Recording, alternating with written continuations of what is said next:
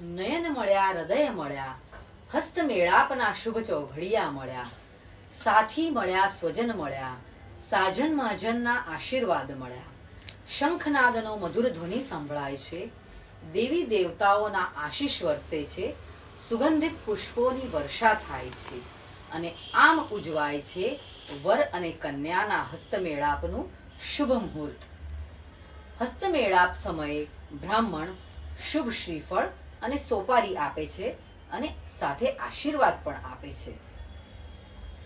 હાથમાં હાથ આપી વર અને વધુ એકબીજાને કોલ આપે છે કે જીવનમાં પ્રસંગ સુખનો હોય કે દુઃખનો, આમ જ સાથ નિભાવશું.